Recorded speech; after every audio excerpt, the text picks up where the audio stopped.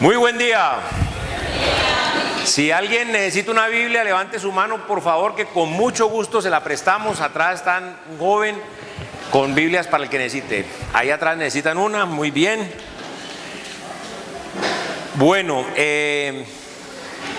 espero de verdad que esta época tan especial hayan pasado en familia. Es una época muy hermosa para recogernos en familia, compartir en familia. Y bueno, qué bendición. Ayer como iglesia estuvimos un grupo más o menos de unas 40 y... Yair, ¿cuántas serían? No está Yair. ¿Cuántos éramos? 51. ¡Ja! ¡Qué bendición! 51 personas fuimos al alumbrado del río a repartir tratados a ese río de gente. Es increíble, de verdad que ver cantidad de gente, pero aún más tremendo no saber cuál es el destino de las almas de esas personas, si ya conocen al Señor o no lo conocen. Y por estadística sabemos que Cristo es muy poco conocido en esta ciudad. Es increíble ver que a los hijos de uno o a gente conocida así no conocen ni un solo cristiano en el colegio, en la universidad, escasos, son contados. Entonces, esa es la razón por la cual estamos como iglesia, de ir a compartir las buenas nuevas. Esta iglesia no está aquí para que usted sea bendecido, prosperado y ande en victoria. Eso es un cuento que no es. Esta iglesia está para llevar las buenas nuevas, el mensaje de la salvación en Cristo Jesús, Señor nuestro. Entonces, ayer estuvimos y fue una bendición muy grande. Verdad que espero que el año entrante estemos haciendo propósitos de muchas clases, y uno de esos propósitos ojalá sea algo que tiene que ver mucho con este mensaje, y es estar dispuestos en humillación a someternos a la voluntad de Dios. Cantábamos, ¿no? Renuévame, ¿no? Ya, todo lo que está dentro necesita ser cambiado, necesita solo de ti. Entonces, que ese sea un clamor de este fin de año para que el año entrante comencemos con renovados en el Señor.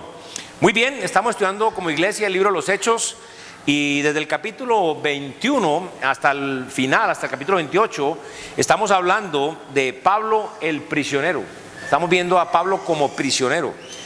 Y recordemos que Pablo se metió en problemas, como muchos de nosotros nos metemos en problemas, cuando desobedeció la voluntad de Dios. Recordemos que el Señor le ha dicho muy claramente a Pablo: no suba a Jerusalén. Y Pablo subió a Jerusalén. Y eso, póngale la firma. Muchas veces nos pasa en nuestra vida, el Señor nos dice: no haga esto, y lo hacemos. Y viene un problema a nuestra vida, y es simplemente porque estamos desobedeciendo la voluntad de Dios. Ya hemos visto a Pablo ampliamente defendiéndose. En el capítulo 23 vimos cómo se defendió ante los judíos, en el capítulo 24 ante Félix, y en este capítulo 25, que es el texto para hoy, vamos a ver defendiéndose delante de Festo, que es el gobernador romano que reemplazó a Félix. En el capítulo 25 esta mañana es mi oración que estemos aprendiendo 3 lecciones importantes.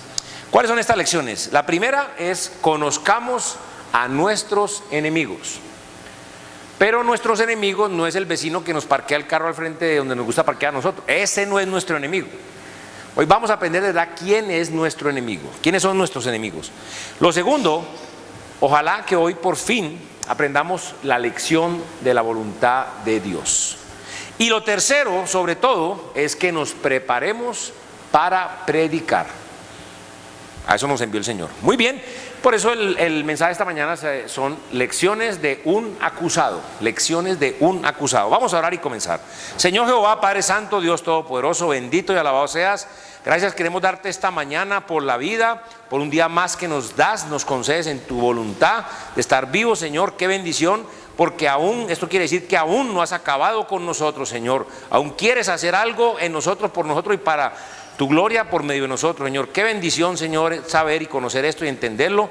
Padre, haz una obra maravillosa esta mañana en cada preciosa alma que está aquí, que se ha dispuesto, se ha movilizado para estar en tu casa. Padre, bendícenos exhórtanos, corrígenos, instruyenos, edifícanos, fortalécenos, anímanos por medio de tu palabra, con la obra maravillosa de tu Espíritu Santo, y que sea tu palabra glorificada, que ella corra, Señor, y cumpla el propósito por el cual tú la has enviado a cada uno de nosotros, de los oyentes, Señor, y que esta tu iglesia vaya adelante de victoria en victoria, por amor a tu nombre, por tu mucha misericordia, Señor, por tu bondad y voluntad, Señor. Nos humillamos, te damos la gloria y la honra y pedimos que nos abras el oído, el entendimiento para recibir tu consejo, Señor, para creerlo y, más importante, para empezar a ponerlo por obra.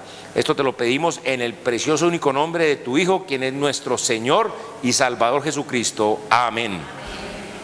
Entonces, las lecciones de un acusado, como les decía, vamos a ver 3 aspectos. Y el primero es: conozcamos a nuestros enemigos. Versículo 1 al 5 dice así: llegado pues Festo a la provincia, subió de Cesarea a Jerusalén 3 días después, y los principales sacerdotes y los más influyentes de los judíos se presentaron ante él contra Pablo, y le rogaron, pidiendo contra él como gracia que le hiciese traer a Jerusalén, preparando ellos una celada para matarle en el camino. Pero Festo respondió que Pablo estaba custodiado en Cesarea, a donde él mismo partiría en breve. Los que de vosotros puedan, dijo, desciendan conmigo, y si hay algún crimen en este hombre, acúsenle. Ahora, qué interesante, porque vemos el nuevo gobernador, Festo, que reemplazó a Félix. Este nuevo gobernador va a Jerusalén, y sube a Jerusalén para reunirse con los líderes judíos. Vemos cómo él se reúne con los principales sacerdotes y con los más influyentes de los judíos. Ahora, qué interesante esto, ¿no es cierto? Porque a quien no le gusta estar con los meros meros. Quien no hay, que yo tengo esta relación, que tengo esta influencia, que aquello y lo otro. Pero qué interesante, porque esta gente de buena apariencia en la sociedad. Pero preguntémonos, ¿qué quieren ellos? Esta gente de buena apariencia, bueno, ellos solamente quieren matar a Pablo. Qué interesante, la gente de buena apariencia quiere matar a Pablo. La gente de buena apariencia ante la sociedad solo quiere matar a Pablo, un hombre inocente, y lo quieren hacer a escondidas, en una celada en el camino. Ahora, Festo, vemos, no cae en la trampa, y vamos a ver, pero lo más importante de este mensaje esta mañana es que nos muestra algo acerca de nuestros enemigos. Ahora, ¿qué es lo primero que tenemos que aprender? ¿Cuáles son los 3 enemigos del creyente? Los 3 enemigos del creyente son el diablo, el mundo y la carne. ¿Ok? O sea, que no es el vecino, no es aquel, no, es el diablo, el mundo y la carne. Pero lo primero que queremos ver de estos 3 enemigos es que estos 3 enemigos funcionan exactamente como los enemigos que acabamos de ver de Pablo. ¿Y cómo es esto? Bueno, cada uno de estos enemigos tiene una buena apariencia por fuera. ¿Me está diciendo que el diablo tiene una buena apariencia? Sí. ¿Que el mundo tiene una buena apariencia? Sí, pero que claro. ¿Y que la carne? Sí, también. Sí, pero estos 3 enemigos, al igual que los enemigos de Pablo, aunque tienen una buena apariencia, a escondidas quieren destruirnos en el camino. O sea, para que ni usted ni yo caminemos en el camino con C mayúscula, o sea, en el camino de Jesucristo. Porque no es solamente llegar a los pies de Cristo, ser salvo, que eso es el primer problema, porque hay muchas falsas conversiones. Hoy en día se predica un evangelio en esta ciudad y en la mayoría del mundo, donde dice: cree en Jesús y tú y tu casa serán salvos. Cree en Jesús y serás feliz, todos tus problemas se solucionan. Casi que es una propaganda de brujería. Pero nunca están diciendo: arrepiéntase y conviértase del pecado al Señor Jesucristo, porque sin arrepentimiento no hay salvación.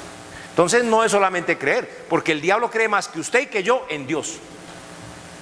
Tú crees que Dios es uno, bien hace, los demonios también creen y tiemblan. Al menos tiemblan, nosotros somos más sinvergüenzas, no temblamos.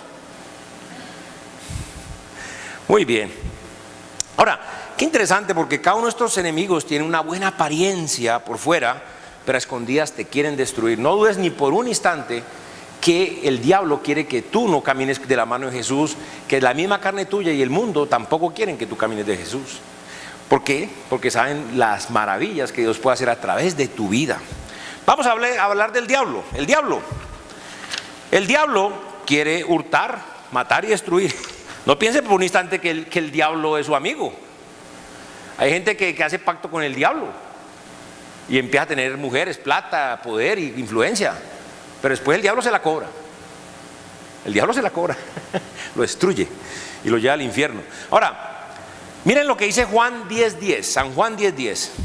El ladrón no viene sino para hurtar y matar y destruir. Yo he venido, dice el Señor Jesucristo, para que tengan vida y para que la tengan en abundancia, aquí y allá. Aquí podemos tener una vida en abundancia en el Señor. Lo que pasa es que es como Él dice, no como nosotros queremos o nos parece. Pedro, siendo inspirado por el Espíritu Santo de Dios, nos habla del diablo, que es como un león rugiente, queriendo devorarnos a nosotros los creyentes. Miren lo que dice 1 de Pedro 5:8. Sed sobrios y velad, porque vuestro adversario, el diablo, Leviatán, Satanás, el demonio, como león rugiente, anda alrededor buscando a quién devorar. Dicen que el león caza a la cebra o a cualquiera de estos ciervos o alces, cosas que hay allí en África, de una forma muy curiosa. Y es que él va por allá y le hace un ruido, entonces la cebra voltea. Y el león con sigilo, tiene un sigilo, da una vuelta y la cebra mirando para allá y ¡ran! Le salta por atrás. Y ya la cazó. Y muchas veces el diablo hace eso mismo con otros los creyentes. Hace un ruido en otros. ¿Y qué? Por detrás, ¡tran! Nos agarra y entonces andamos nosotros por ahí. Y le dice, ¿qué? ¿Cómo va? No, bien. ¿Bien? Bien agarrado por el diablo, ¿será? Porque bien no está. ¿Cómo camina? ¿Cómo está? Y no nos damos cuenta, pensamos que estamos en victoria y resulta que estamos derrotados por el diablo porque es nuestro enemigo. Ahora, lo más interesante de todo es ver cómo es la apariencia del diablo. Y qué interesante, porque la Biblia nos dice que es una muy buena apariencia. La apariencia del diablo es muy buena, se ve muy bien, muy cristiano. Escuche, muy cristiano. Vea lo que dice 2 Corintios 11, 13 al 15. Porque estos son falsos apóstoles, obreros fraudulentos, que se disfrazan como apóstoles de Cristo. Ahora, y esto no es maravilla. ¿Por qué? Porque el mismo Satanás, el diablo, se disfraza como ángel de luz. Así que no es extraño si también sus ministros se disfrazan como ministros de justicia, cuyo fin será conforme a sus obras. No solo la apariencia de los siervos del diablo es buena, sino que el mismo diablo tiene una muy buena apariencia. Ángel de luz. No sé cuántos de ustedes conocen al rey de los gallinazos o pilotes, Chulo, como le quiera decir. Ese tiene una característica muy curiosa. Por debajo es blanco, pero por detrás en la espalda es negro. Entonces cuando él va volando, ¡ay, el Espíritu Santo! ¡Ay, blanquito como una paloma! ¡Qué hermoso! Y el sol, que es tipo de Dios, lo mira por encima y dice, mucho cuidado, que yo lo veo negro, negro. Entonces se presenta el diablo como un ángel de luz. Y por eso es muy fácil en esas campañas que están hablando y hablan de todo menos el evangelio, porque nunca hablan, sino que hablan de lo que usted quiere. De pronto dicen, hoy voy a hablar de los de la espalda, y aquellos ordeno en el nombre del Señor que los de la espalda se sanan, ya. Entonces pasa el rato, ¿qué pasó, pastor? Ah, no, sí, imagínese que cuando usted habló de la espalda, ella sintió un calorcito que le subió. ¿Y qué? Quedó sana instantáneamente. A ver, muestre. Y una viejita como de 60 años corriendo. Y dice, ¿cómo? Pero qué triste, porque en ningún momento esta dama dijo, cuando usted habló de que yo soy una pecadora, que he cacheteado al Señor, que lo he ofendido, que soy una enemiga de Él y me arrepentí de mi pecado y confié en Jesús y fui salva, no dice eso. Entonces qué triste, porque en esas campañas va gente y va en silla de ruedas, yo no dudo, y que se pare tampoco lo dudo, pero la única diferencia antes iba al infierno en silla de ruedas, ahora va caminando. ¿Por qué? Porque no se ha arrepentido de su pecado, sino que simplemente... Ahora, el Señor Jesucristo habla en los evangelios, habló mucho y dijo, ¿qué es más fácil? ¿Perdonar los pecados o decir, levántate y anda? Y dijo, para que sepas que el Hijo del Hombre tiene potestad para perdonar los pecados.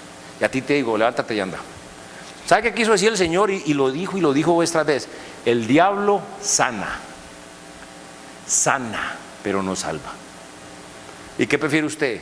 ¿Ser sano o salvo? Ojo con eso. Entonces es muy importante entender eso. Ahora, muy bien, el ángel de luz, el mundo ni se diga, el mundo se lo ofrece todo a usted. El mundo le ofrece a usted una buena carrera, el mundo le ofrece entretenimiento sano para la familia, pero pregúntese, ¿qué es todo esto aparte de Cristo? Separado de Cristo, realmente no es nada. Realmente, ¿cuánto vale eso apartado del Señor? Vea lo que dice Juan 15:5. Yo soy la vid, vosotros los pámpanos. El que permanece en mí, yo en él, este lleva mucho fruto, porque separados de mí, ¿qué? Nada podéis hacer. Ahora, ojo, porque esto es muy importante. Mire ese Dios todopoderoso, cómo se toma la molestia de decirnos esto. Y nosotros a veces no le ponemos atención. Esto no es una afirmación pretenciosa del Señor, no. Esto es una verdad increíble donde Él nos dice que apartados de Él nada podemos hacer. Pero ¿cuántas veces nos encontramos caminando en nuestro camino, en nuestra voluntad, en nuestras opiniones, en nuestros pensamientos y no en los caminos que el Señor nos instruye? Y a veces le echamos la culpa que nos va mal al Señor. Y resulta que es que estamos caminando según enseña el mundo y no como el Señor. Para eso hay que meterse aquí. Ahora, es interesante porque esta advertencia que el Señor nos da, una exhortación y una maravillosa instrucción. El mundo es completa y totalmente anti Dios. El mundo es nuestro enemigo. Vea lo que dice primera de Juan 2:15 al 17. No améis al mundo. Cuando habla de eso no está diciendo las almas, las personas, no, está hablando del sistema mundial. Porque este mundo está bajo el dominio del diablo, porque Dios se lo concedió. Entonces dice, no améis al mundo ni las cosas que están en el mundo. El Señor pudiera decir, ¡pum!, hasta ahí. Y Él es Dios. Pero Él es tan misericordioso que nos explica por qué no amar al mundo. Nos dice, si alguno ama al mundo, el amor del Padre no está en él. ¿Por qué? Porque todo lo que hay en el mundo, y explica, los deseos de la carne, los deseos de los ojos y la vanagloria de la vida no provienen del Padre sino del mundo. Y el mundo pasa y sus deseos, pero el que hace la voluntad de Dios, ¿qué? Permanece para siempre. Ahora piensen esto. Yo con mucha humildad pero con mucha autoridad puedo hablar esto, porque yo he estado en un lado y en el otro.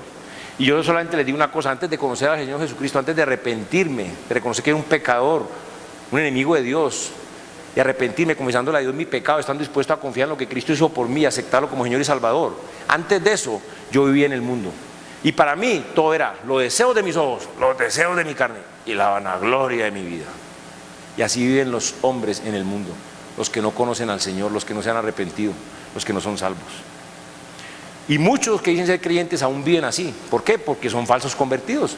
¿Por qué? Porque han creído en un evangelio que no es el evangelio de la felicidad, de la prosperidad, pero no el evangelio de la justicia de Dios. El que es amigo del mundo es enemigo de Dios. Así que para los amigos de Dios, el sistema de este mundo es nuestro enemigo. Vea lo que dice Santiago 4:4. Santiago 4:4. Oh almas adúlteras, ¿no sabéis que la amistad del mundo es enemistad contra Dios? Cualquiera pues que quiera ser amigo del mundo se constituye enemigo de Dios. Esto es una aseveración muy fuerte, muy clara, muy contundente. La carne, qué tremendo. Este es el enemigo más grande y más peligroso. Eso lo llamamos durmiendo con el enemigo. Usted anda con su enemigo todos los días. Acuérdese que uno antes de ser en Cristo es solamente una criatura carnal, después nace en Cristo y es dos criaturas en uno, carnal y espiritual, y hay una guerra entre las dos. ¿Cuál va a dominar? La que usted más alimente. Ahora, qué interesante, porque este es el verdadero enemigo, el más peligroso de los tres, y este enemigo es tan sutil y tan sucio. ¿Por qué? Piense, la carne nos ofrece un poquito de placer. ¿Cómo? Un poquito de satisfacción. ¿Qué? Sexo ilícito, drogarse, pornografía, ganancias rápidas y grandes pero deshonestas, emborracharse, una compra extravagante porque usted se la merece, algo que usted se merece. Pero, ¿qué pasa después? Después nuestra propia carne nos acusa de ser unos pecadores.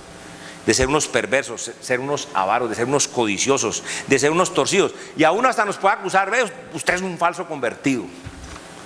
Entonces la carne es tremenda. Ahora, pero lo importante no es tanto eso, sino es cuál lección aprendemos en todo esto. ¿Cuál es la lección en todo esto? Recuerden que el Señor por toda parte dice, no, porque no quiero que ignoréis, amados míos. O sea, no seamos ignorantes, conozcamos a nuestros enemigos. Eso sí, respetemos sus habilidades en el campo de batalla. ¿Por qué digo esto? Porque el día que nosotros podemos caer en algo de soberbia y pensar o creer que nosotros podemos con nuestros enemigos, nosotros veremos la destrucción que ellos pueden causar en cuestión de minutos. Nuestra victoria se halla en Cristo, no en nosotros. Es lo que dice primera de Juan 4:4.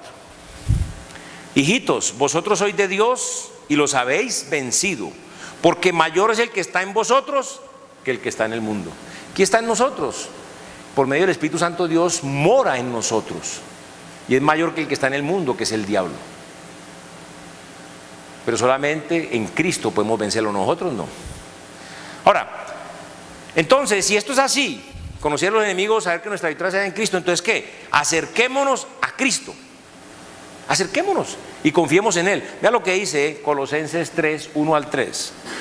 Si pues habéis resucitado con Cristo, es decir, si usted un día reconoció que era un pecador, se arrepintió y confió en el Señor Jesucristo, si usted pasó de muerte a vida, si usted se convirtió del pecado al Señor, si usted nació de nuevo, si usted fue hecho nueva criatura, si usted por medio de arrepentirse y confesar los pecados del Señor y recibir a Jesucristo, fue lavado con la sangre del Señor Jesucristo, sellado con el Espíritu Santo de Dios, si usted pues, como dice ahí, si pues habéis resucitado con Cristo, buscad las cosas de arriba, donde está Cristo sentado a la diestra de Dios. Poned la mira en las cosas de arriba, no en las de la tierra, porque habéis muerto y vuestra vida está escondida con Cristo en Dios. Ahora piensen esto: ¿cuántos de ustedes cambian de casa o de apartamento y siguen pintando el apartamento viejo, le compran cortina al apartamento viejo, muebles para el apartamento viejo? ¿Cuántos? Levante la mano. Tanto que no somos tan bobos. Pero ¿por qué si usted ha nacido de nuevo? ¿Por qué si usted es nueva criatura? ¿Por qué usted está invirtiendo en este mundo y no está invirtiendo en el reino de Dios? ¿Sí ven de qué estoy hablando? Ahora, implica que nosotros nos enfoquemos y busquemos las cosas de arriba en lugar de enfocarnos y buscar las cosas de la tierra. Entonces, mis hermanos, los invito a que leamos la Biblia, oremos mucho, obedezcamos lo que la Biblia dice y confiemos en las promesas del Señor. Conozcamos a nuestros enemigos, son reales, son peligrosos y muy diestros en la batalla. No nos confiemos ni nos durmamos en la batalla. ¿Se acuerdan que hay un dicho que dice: camarón que se duerme se lo lleva la corriente, cristiano que se duerme se lo lleva el diablo, la carne y el mundo? Bueno, entonces aprendamos la lección. Segundo punto de esta mañana, aprendamos la lección, versículos 6-12. Y deteniéndose entre ellos no más de 8 o 10 días, venido a Cesarea, al siguiente día se sentó en el tribunal y mandó que fuese traído Pablo. Cuando éste llegó, lo rodearon los judíos que habían venido de Jerusalén, presentando contra él muchas y graves acusaciones, las cuales no podían probar. Alegando Pablo en su defensa: ni contra la ley, ni los judíos, ni contra el templo, ni contra César he pecado en nada. Pero Festo, queriendo congraciarse con los judíos, respondiendo a Pablo dijo: ¿quieres subir a Jerusalén y allá ser juzgado de estas cosas delante de mí? Pablo dijo: ante el tribunal de César estoy, donde debo ser juzgado. A los judíos no les he hecho ningún agravio, como tú sabes muy bien. Porque si algún agravio de las cosas o cosa alguna digna de muerte he hecho, no rehúso morir. Pero si nada hay de las cosas de que estos me acusan, nadie puede entregarme a ellos. A César apelo. Entonces Festo, habiendo con el consejo, respondió: a César has apelado, a César irás. Ahora, aquí también vamos a aprender otra lección, como les decía al principio. ¿Cuál es la lección que hemos de aprender en este segundo aspecto esta mañana? Es la voluntad de Dios siempre es buena, agradable y perfecta, aunque en ese momento no nos parezca. Porque es que es muy fácil decirlo, pero le voy a hacer una pregunta. Cuando usted quiere hacer esto y Dios le dice, es aquí, ahí es cuando la cosa se pone buena, porque a nosotros nos cuesta de aquí pasar aquí, porque eso incluye, ¿sabe qué? Humillarse, someterse al Señor. Y si se acuerdan, este libro de Hechos que estamos aprendiendo, estudiando, ¿de qué trata? Sumisión. Y sumisión no es obedecer, como el soldado le obedece al comandante, que el comandante le dice, soldado, vaya, traiga aquella cosa, el soldado se va así, este comandante, eso no es sumisión. La sumisión es una obediencia de todo corazón. Y esa es la pregunta, si estamos obedeciendo al Señor de todo nuestro corazón. Entonces de eso estamos hablando. Entonces la voluntad de Dios siempre es buena, perfecta y agradable, aun cuando no nos parezca así a nosotros en el momento. ¿Ok? Vea lo que dice Romanos 12:2. No os conforméis a este siglo, sino transformaos por medio de la renovación de vuestro entendimiento, para que comprobéis cuál sea la buena voluntad de Dios, agradable y perfecta. No solamente es buena, es agradable y es perfecta. Ahora, vamos a observar la situación de Pablo para comprender mejor esto. Vamos a leer nuevamente Hechos 25, 6 al 7. Dice, y deteniéndose entre ellos no más de 8 días, venido a Cesarea, al siguiente día se sentó en el tribunal y mandó que fuese traído Pablo. Cuando éste llegó, lo rodearon los judíos que habían venido de Jerusalén, presentando contra él muchas y graves acusaciones. O sea, póngase usted en los zapatos de Pablo. Ahora, que toda una cantidad de gente alrededor y acusándolo de esto, acusándolo de lo otro, y son acusaciones graves, queriendo mostrar que son dignas de que usted muera. Y usted ahí rodeado y acúsenlo, ¿cómo se sentiría usted? Ahora, luego en Hechos 25:8 dice, alegando Pablo en su defensa, ni contra la ley de los judíos, ni contra el templo, ni contra César he pecado en nada. Ahora, qué interesante, porque hace un tiempo estudiamos en otro capítulo del libro de los Hechos, vimos cómo Pablo, cuando se metió en problemas, lo que mencioné al principio del mensaje, él, por desobedecer la voluntad de Dios, se encontraba solo, sin la protección, sin la cobertura de Dios, y estaba totalmente, y él trató de defenderse en la carne, trató de pelear y estaba desamparado, sin fuerza, sin ánimo. Pero aquí, cuando él reconoció que se había equivocado, cuando tomó una decisión de simplemente, porque es que el arrepentimiento, la mejor forma de explicar el arrepentimiento es la parábola de los 2 hijos. Un padre tenía 2 hijos y le dijo al primero, ve a mi viña a trabajar, y él dijo, no iré, pero después arrepentido fue.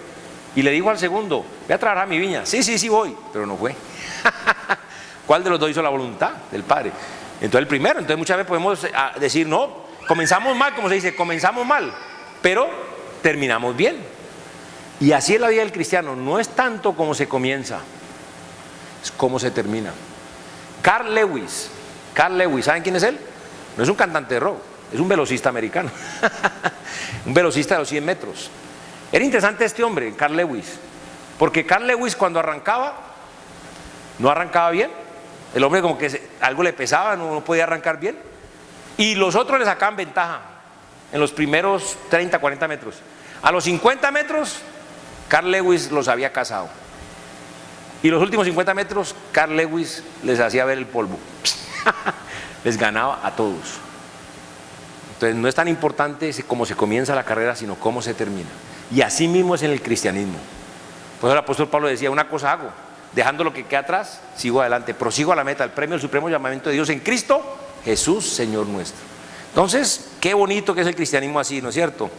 Pero aquí, aunque él había comenzado mal, ya se había arrepentido. Ahora sí quería hacer la voluntad de Dios. Y entonces que Pablo aquí con mucha confianza, como ya estaba con la protección de Dios, estaba fuerte, con mucha confianza, está presentando su defensa ante semejantes tatabrones que lo estaban atacando y rodeándolo y queriéndolo comérselo vivo, y atacándolo y acusándolo, y él firme, defendiendo. Ahora allí en Hechos 25:9 vemos, pero Festo, queriendo congraciarse con los judíos, respondiendo a Pablo dijo, ¿quieres subir a Jerusalén? y allí ser juzgado de estas cosas delante de mí. Ahora, qué tremendo, porque aquí lo que se presenta es un problema. ¿Por qué? Festo, que era el nuevo gobernador, quería caer bien a los judíos, que iban a ser los gobernados, que iban a estar bajo el gobierno de él. Y entonces, para congraciarse con ellos, quiere mandar a Pablo a Jerusalén. Pero recordemos, ¿cuál es la voluntad del Señor para con Pablo? No suba a Jerusalén, por nada, por ningún motivo, ya estaba allá, le fue mal, tuvo problemas, de todo lo que usted quiera.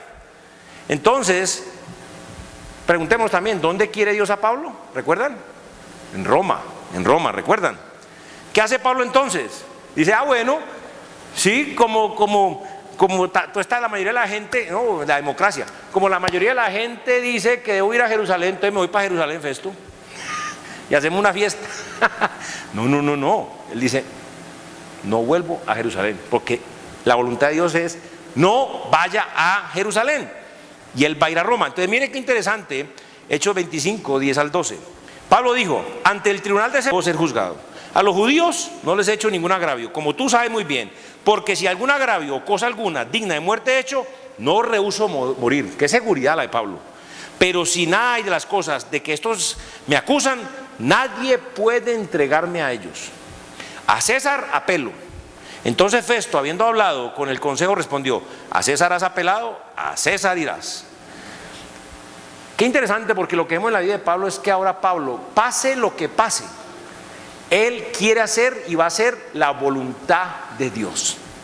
Qué bonito, él va a ir a Roma, no va a regresar a Jerusalén bajo ninguna circunstancia. ¿Y saben qué? Necesitamos más cristianos así. Necesitamos más cristianos así. Necesitamos más cristianos que sean dedicados a cumplir con la voluntad de Dios. Que esa sea nuestra meta para el año entrante, hermanos.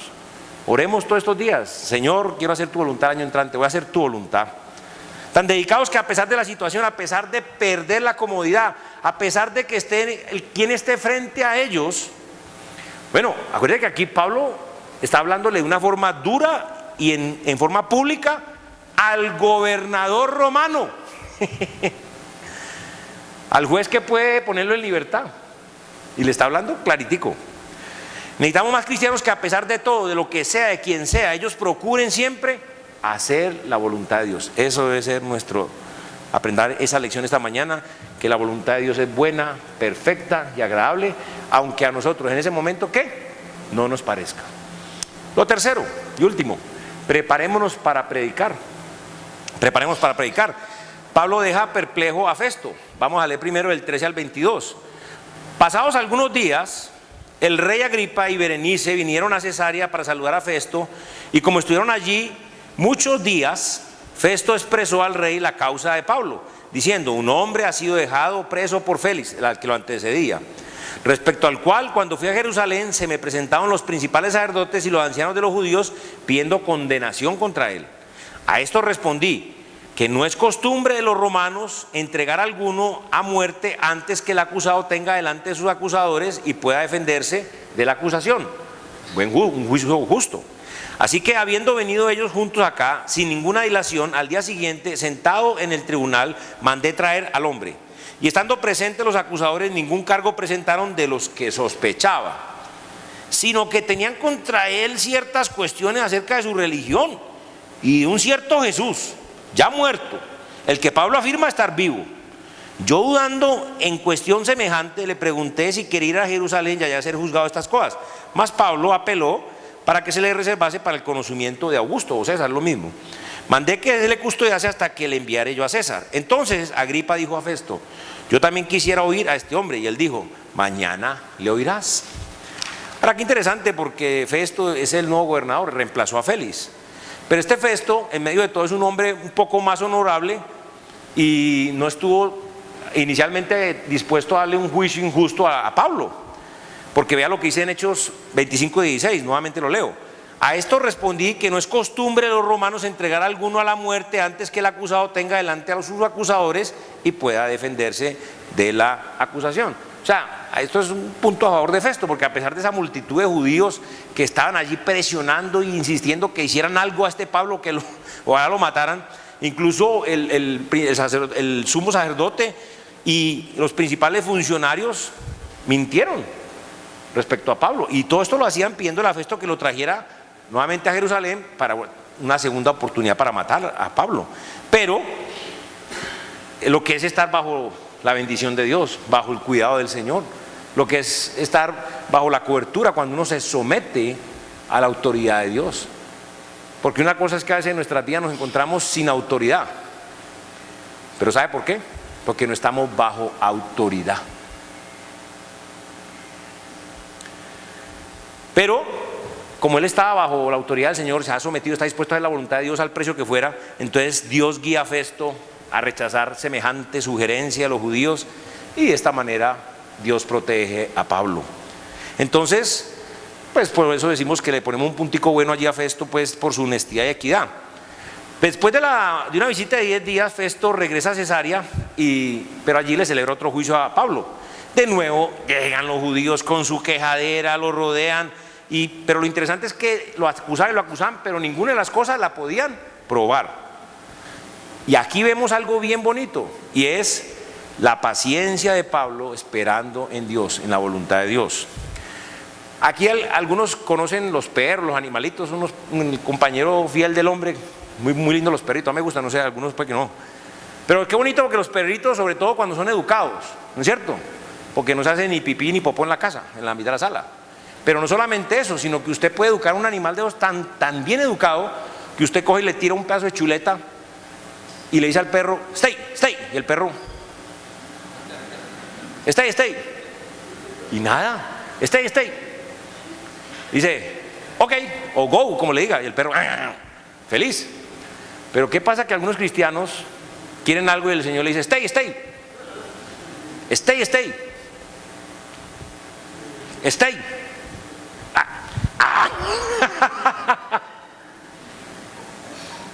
¿Será que los perros están más educados que nosotros? Que los cristianos. Qué tremenda realidad, ¿no es cierto? Bueno, al fin y al cabo, y me disculpa aquí si hay un político entre ustedes, me disculpa, pero aquí se le sale lo político, Festo era político al fin y al cabo, y lo político de él aflora, y por eso le pregunta a Pablo que si quiere ir a Jerusalén a ser juzgado por él, para congraciarse, pues, al igual que Félix, complacer a los judíos y darles una buena impresión como nuevo gobernador. Le interesaba que el pueblo lo tuviera en buena estima. Pero es interesante también ver cómo, a pesar de todas estas circunstancias adversas, todas estas dificultades, cómo Pablo se aferra a la promesa que Cristo le había dado. Acuérdate que cuando le dijo que él iba a ir a Roma, y Pablo se aferra y recuerda lo que el Señor le había dicho, que no se va a quedar en Jerusalén, que él va a ir a Roma. Y también vimos cómo Dios actuó ya bajo Pablo, metido en la voluntad de él, cómo actuó de una manera sobrenatural sobre algunas decisiones de Pablo y las frenó. Y ahora se cuida a Pablo, lo cuida de que no vaya a Jerusalén, sino que vaya a Roma. Y de esta manera Dios protege a Pablo y lo lleva a Roma para sus años finales de ministerio, que los cumplió allí Pablo. Y recuerden que todo ciudadano romano tenía un derecho, y era apelar al César para tener un juicio en la capital, en Roma, en presencia de César. Y a este derecho que tenía Pablo como ciudadano romano fue que él apeló, y por eso va a llegar a Roma. Entonces, es interesante ver algo allí, porque este nuevo gobernador está en una encrucijada, tiene un problema serio en sus manos. Pablo no era cualquier prisionero, Pablo era un prisionero notable, y estaba en medio de un juicio bien complicado, porque este juicio incluía líderes principales judíos, ciudadanos prominentes y los de la nación también, toda esta gente. Si Festo hacía lo correcto y dejaba ir libre a Pablo, porque Pablo era un hombre libre, y ya vimos que no tenían cómo acusarlo, pero se iba a ganar la ira de los judíos. Y como nuevo gobernador necesitaba desesperadamente la buena voluntad de todos ellos, una aprobación de parte de ellos.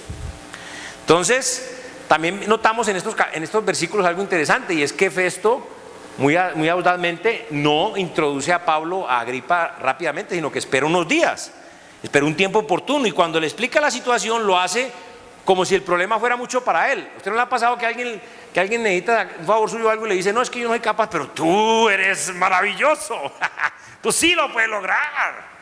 Bueno, Festo hace eso con Agripa, le dice, no, Agripa, tú eres sabio, todo buscando la ayuda de él, porque le pedía que el experimentado Agripa le ayudara. Ahora, también notamos algo aquí interesante cuando dicen que unas cuestiones acerca de la religión y todo aquello. Notamos que el inconverso no tiene comprensión de las cosas espirituales y ve poca diferencia entre una religión y otra. Pero nosotros conocemos la verdad está en nosotros y no tenemos necesidad de que nadie nos enseñe. Tenemos esta medida, que es la palabra de Dios, la Biblia. Festo reconoció que Jesús estaba involucrado en el caso y Pablo decía, Jesús está vivo, pero por el otro lado los judíos decían, no, Jesús está muerto. Entonces también podemos ver la verdadera razón por la cual Festo quería que Agripa le ayudara con el caso de Pablo, y que el rey Agripa oyera en primera persona allí a Pablo, y era que este gobernador Festo tenía que enviar a Pablo al César. ¿Por qué? Porque por obligación de la ley Pablo ya había apelado al César, entonces por ley tenía que enviarlo. Pero lo interesante era que Festo no tenía nada de argumento para acusarlo delante del César. Y el César no era cualquier bobo, el César era un hombre conocedor. Y si lo mandaba ya se iba a dar cuenta que realmente Pablo era inocente. Y de pronto este Festo se metía en problemas. Bueno, el versículo que confirma esto es Hechos 25-27, vea lo que dice. Porque me parece fuera de razón enviar un preso y no informar de los cargos que haya en su contra. Entonces, realmente vemos que Festo no tiene ninguna acusación real contra Pablo. Otra cosa que notamos allí es que Pablo enfrenta la realeza. Miren ahí los últimos versículos, 23 al 27. Al otro día, viniendo Agripa y Berenice con mucha pompa, los tribunos y principales hombres de la ciudad, por mandato de Festo, fue traído Pablo. Entonces Festo dijo, Rey Agripa y todos los varones que estáis juntos con nosotros, aquí tenéis a este hombre, respecto del cual toda la multitud de los judíos me ha demandado en Jerusalén y aquí, dando voces que no debe vivir más. Pero yo, hallando que ninguna cosa digna de muerte ha hecho, y como él mismo apeló a Augusto, he determinado enviarlo a él. Como no tengo cosa cierta que escribir a mi señor, le he traído entre vosotros y mayormente ante ti, oh rey Agripa, para que después de examinarle tenga yo que escribir. Porque me parece fuera de razón enviar un preso y no informar los cargos que haya en su contra. Ahora, qué tremendo, porque lo que vemos aquí es una gran pompa y ceremonia del rey Agripa y Berenice, su esposa, que entran con todo ese séquito, todos esos acompañantes, y se reúnen en el tribunal el día siguiente. Y es interesante porque aquí aprendemos algo. El mundo siempre está insatisfecho, siempre tiene un vacío impresionante, un gran vacío, experimenta un gran vacío en su interior. Y por eso la gente del mundo, como lo dice 1 Juan 2, 15 al 17, ¿sí?, que dice que no amemos al mundo ni las cosas que están en el mundo. Si alguno ama al mundo, el amor del Padre no está en él, porque todo lo que hay en el mundo, los deseos de los ojos, los deseos de la carne y la vanagloria de la vida, no proceden del Padre sino del mundo. Y el mundo y sus deseos pasan, pero el que hace la voluntad de Dios permanece para siempre. ¿Qué quiere decir esto? Que el mundo necesita de los deseos de la carne, de los deseos de los ojos y de la vanagloria de la vida para sentir o darse algo de felicidad. Y por eso la pompa y la cosa. Y por eso cuando viene Madonna con 2 jumbos y no hay cuántos contenedores y se quedan en todo el hotel intercontinental. ¡Ah!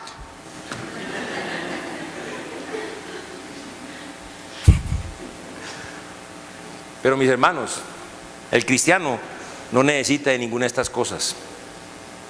Antes esas cosas nos causan incomodidad, honestamente. Ahora, es importante notar aquí cómo Festo presenta a Pablo. Aquí tienes a este hombre, casi que dice que esa basurita ahí, hemos dicho. Sin embargo, ojo, Pablo era la persona más notable que estaba allí en esa reunión. ¿Por qué? Apóstol de Jesucristo, embajador en cadenas, rey y sacerdote de Jesucristo. Entonces, por eso los cristianos nunca hemos de sentir que el mundo tiene más que nosotros. Pero mucho cuidado, porque a veces nos compramos un reloj, estamos felices y aparece otro con uno así. Me compro un televisor de 42 pulgadas y me invita un amigo y saca el de 60. Y uno, ¿ah? ¿Cómo así? ¿Saben qué? Nunca debemos sentir que el mundo tiene más que nosotros, porque Cristo nos ha enriquecido, nos ha dado un llamamiento celestial, esperanza de gloria eterna en los cielos. Otra cosa que aprendemos aquí es que el juicio de Pablo fue muy similar al juicio de Cristo, en el sentido de que todas las personas que estuvieron allí presentes y opinaron nunca encontraron una causa digna de muerte, sino que era inocente. Ahora, vamos a ver este ejemplo. Por ejemplo, primero, el tribuno Lisias, en Hechos 23-29, vea lo que admitió acerca de Pablo. Y hallé que le acusaban por cuestiones de la ley de ellos, pero ningún delito tenía digno de muerte o de prisión. Luego, en Hechos 25-25, pero yo hallando que ninguna cosa digna de muerte he hecho, y como él mismo apeló a Augusto, he determinado enviarlo a él. Aquí vemos cómo Festo también está admitiendo que Pablo no ha hecho nada digno de muerte, que es inocente. Y luego vamos a ver cómo al final Agripa, al final de por ahí el capítulo 26, cómo también confirma esto. Vea el 26, 30 y 31 lo que dice Agripa. Cuando habían dicho estas cosas, se levantó el rey y el gobernador y Berenice, también estaba Festo allí, y los que se habían sentado con ellos, y cuando se retiraron aparte hablaban entre sí diciendo: ninguna cosa digna ni de muerte ni de prisión ha hecho este hombre. Entonces vamos a ver cómo Festo le pregunta a Agripa: ¿cómo puedo enviar este prisionero a César si no tengo ningún crimen de que acusarlo? Entonces por eso vamos a ver después cómo Agripa le permite a Pablo hablar. Y ya para finalizar, aquí Dios nos presenta un predicador que tiene agallas. Un predicador que tiene agallas. ¿Por qué? Porque seamos honestos y pongámonos la mano en el corazón y hagámonos una pregunta: ¿qué hubiéramos hecho nosotros en este caso? Ahora recordemos, esta pregunta nos la hicimos también en Hechos capítulo 23. Si fuéramos como Pablo, estuviéramos solos, condenados, aprisionados, con muchos enemigos a nuestro alrededor que quieren matarnos, el juez quiere congraciarse con esos enemigos y usted tiene la oportunidad de hablar, ¿qué haría usted en este caso? Ahora, esta mañana ojalá recibamos este consejo que sigue a continuación. Debemos prepararnos ahora para predicar el evangelio, cuando sea, a quien sea, como sea, para que en el momento de la presión frente al juez, rodeado de enemigos, a punto de perder toda comodidad, no nos vamos a volver cobardes, pusilánimes, perdamos el valor de predicar, no seamos capaces de soportar las dificultades o de pasar por alto las dificultades. Ahora, esto ojalá sea una decisión que tomemos hoy mismo. ¿Por qué? Porque si no la tomamos hoy, ya no la tomamos. Nos sigue el año nuevo, el fin de año, año nuevo, y chao, el otro año igual. Entonces, una decisión que hemos de tomar hoy mismo, para que en el momento de presión tengamos las agallas para predicar la palabra de Dios con denuedo y claridad.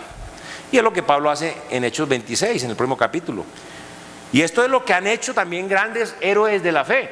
Un ejemplo, Micaías se encontraba en una situación bien compleja, bien difícil. Tuvo que predicar ante los reyes de Judá y de Israel, y en medio de muchos falsos profetas.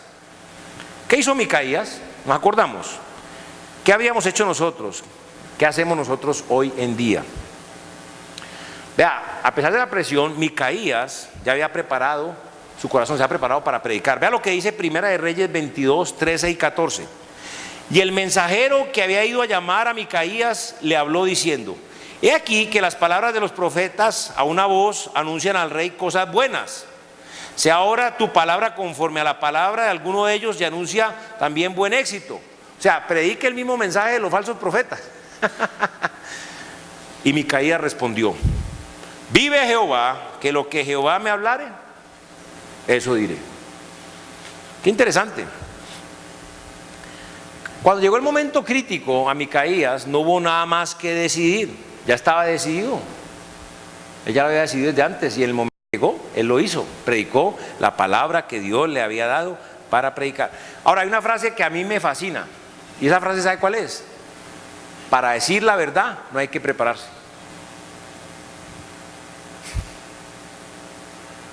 Sí, si nosotros conocemos el Evangelio, la verdad, lo creemos en el corazón, tomamos una decisión de que cuando nos toque predicarlo, lo vamos a predicar. Cuando llegue el momento, ¿qué vamos a hacer? Predicarlo, no hay que inventar. ¿Ok? Micaías, como Pablo, predicaron la palabra de Dios en voz alta y con denuedo y claridad. Y aunque lo golpearon, lo metieron a la cárcel, pero él predicó la palabra que Dios le dio para predicar. Otro ejemplo, Jeremías. Este ejemplo de Jeremías es interesante porque él no quería predicar. Jeremías no quería predicar la palabra que el Señor le ha dado para predicar. Vea lo que dice Jeremías 29. Y dije, no me acordaré más de él, ni hablaré más en su nombre. No obstante, había en mi corazón como un fuego ardiente metido en mis huesos. Traté de sufrirlo, no pude. Le tocó predicar, predicó. Jeremías predicó la palabra de Dios. Lo pusieron en el cepo. Y no contentos con esto, después lo metieron y lo tiraron en un pozo séptico a morir allí. Pero él, a pesar de todo esto, predicó la palabra que el Señor le dio para predicar. Recordemos a Juan el Bautista. Juan el Bautista duró años predicando. No, 6 meses. A los 6 meses no lo aguantaron más. Lo metieron a la cárcel, le quitaron la cabeza. Pero sin embargo, Juan el Bautista predicó la palabra que Dios le dio para predicar. Y ahora en el próximo, cuando nuevamente prediquemos Hechos, vamos a ver qué hace. Le toca a Pablo y vamos a ver qué hace. Pero es un día para que tú te asegures de ser justo delante de Dios. Es decir, que estés seguro que te has arrepentido de tu pecado, que has reconocido tu condición delante de Dios, le has confesado ese pecado a Dios, estando dispuesto a apartarte de él y luego a poner tu confianza en el Señor Jesucristo. Hoy es el día de la salvación. Usted lo puede hacer solo, o también si quiere consejo, aquí va a haber un líder. Esta mañana nosotros, mis amados hermanos, preguntémonos, ¿conocemos bien a nuestros enemigos? ¿Los respetamos en la batalla? Tenemos la victoria sobre ellos en Cristo por medio de la palabra. ¿Sabe cómo conseguir la victoria sobre ellos? Bueno, por eso hacemos discipulado bíblico en esta iglesia. Está invitado si quiere. Además, preguntémonos, ¿hemos aprendido la lección de la voluntad de Dios? ¿O será que aún queremos seguir viviendo conforme a nuestra voluntad? Si usted está viviendo conforme a su voluntad, de acuerdo a la suya y no la de Dios, déjeme preguntarle algo. ¿No se ha cansado usted de llevar garrote? ¿No se cansa de que Dios le dé garrote? ¿Usted no se cansa de estar recibiendo la disciplina de Dios en lugar de estar recibiendo sus bendiciones? Por último, hermanos, preguntémonos, ¿estamos preparados para predicar el Evangelio? ¿Estás establecido en la fe? ¿Estás establecido en la sana doctrina? ¿Sabes qué predicar? ¿Sabes cómo predicar? ¿Estás dispuesto a predicarlo donde sea, quien sea y cuando sea, cueste lo que cueste? Si no es así, te pregunto, ¿vas a seguir igual? ¿O vas a tomar la decisión que te toca tomar, lo que Dios quiere en tu vida para que esto pueda ser una realidad? Vamos a orar. Señor Padre amado, gracias por tu palabra, que es la verdad, que corre y sea glorificada, Señor, y cumple el propósito por el cual tú la enviaste, Señor. Gracias por ella, porque es la verdad. Gracias porque nos limpia, nos edifica, nos fortalece, nos da soluciones, nos da guía. Fortaleza y ánimo, Señor. Haz tu propósito en nosotros. Te amamos, Señor. Te lo agradecemos. Te oramos y te pedimos dando gracias en el nombre de tu Hijo, nuestro Señor y Salvador Jesucristo. Amén.